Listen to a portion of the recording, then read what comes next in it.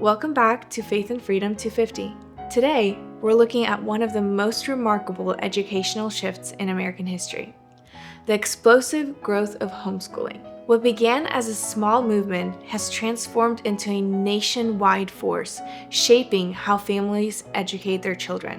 Public schooling became dominant in the United States during the 19th and 20th centuries. By 1970, public and private schools were so pervasive, it's estimated that as few as 13,000 students were homeschooled nationwide. But when parents re-engaged and took direct responsibility for their children's education, things began to change. Homeschooling surged, from 200,000 students in 1980 to over 2 million by 2020. That rapid transformation would not have been possible without several key individuals and significant changes in laws across the nation. One of the early leaders in the homeschool movement was John Holt. After years in the classroom, he noticed something troubling. Students in school seemed less confident and more reluctant to learn than younger children who had not yet entered formal schooling. Holt believed the rigid school structure and reliance on rote memorization were suppressing children's natural curiosity. He argued that when children are given a rich and stimulating learning environment, they learn what they're ready to learn when they're ready to learn it. Holt promoted freedom, self-direction, and exploration in place of coercion. His approach became known as unschooling. Holt shared these ideas widely.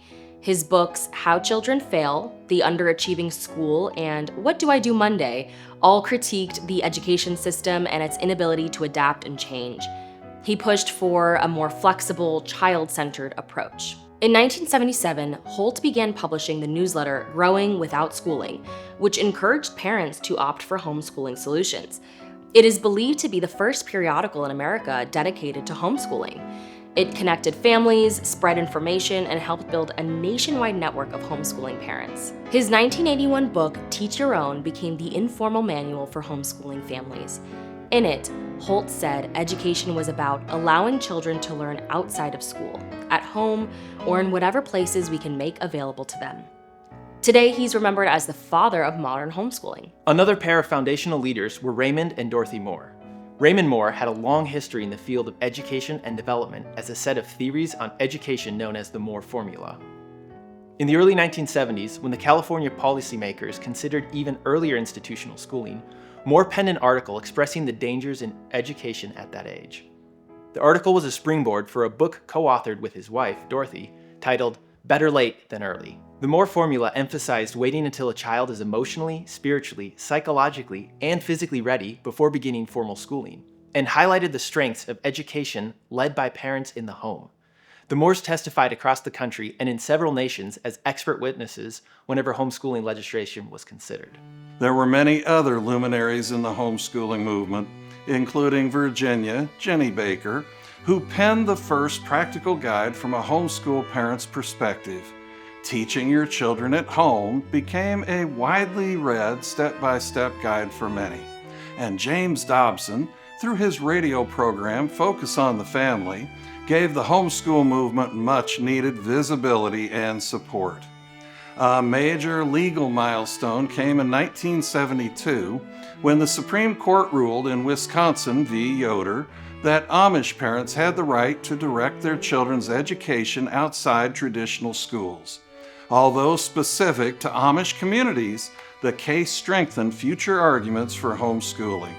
By 1993, all 50 states had legalized homeschooling, clearing away outdated laws and opening the door for families nationwide. As the movement grew, new support systems emerged. In 1983, the Homeschool Legal Defense Association, HSLDA, was founded to protect families' rights and provide legal help when homeschooling was challenged. Their work has been vital for decades.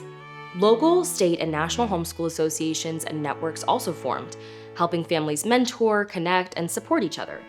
And as the internet expanded, parents gained access to curricula, resources, and tools at the touch of a button, a huge boost for the movement's growth. These developments set the stage for the thriving and diverse homeschooling community that we see today. Homeschooling has grown far beyond its early boundaries. What started as a small but determined movement of reformers and faith-based families has become a diverse, dynamic community. Today, homeschoolers come from every background: urban and rural, religious and secular, conservative and progressive. Families choose homeschooling not only for academic excellence, but also to strengthen family bonds, nurture moral development, and protect children's curiosity in an environment aligned with their values. The turn of the 21st century brought powerful new tools to homeschool families.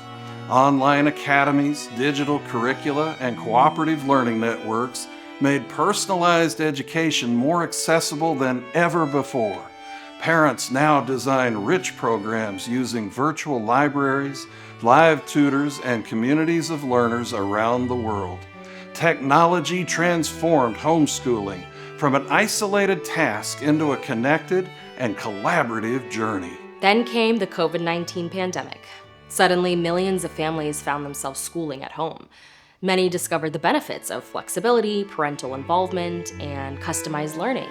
And even after schools reopened, a significant number chose to continue homeschooling full-time. What was once considered unconventional is now firmly part of the American educational landscape. Ultimately, the story of homeschooling is about more than policy changes or new methods. It reflects enduring principles, that parents are the first and most important teachers, that education shapes both mind and soul, and that families have a God-given responsibility to guide their children's development. The pioneers of homeschooling didn't just challenge the system, they restored a vision of learning rooted in faith, family, and freedom. Each generation since has carried that vision forward. And today's homeschooling families continue lighting that path for the generations that will follow. Homeschooling's growth is one of the most significant educational movements of our time. It shows what can happen when parents take responsibility, stand for their rights, and pursue an education grounded in truth. Thank you for joining us for this episode of Faith and Freedom 250. We'll see you next time.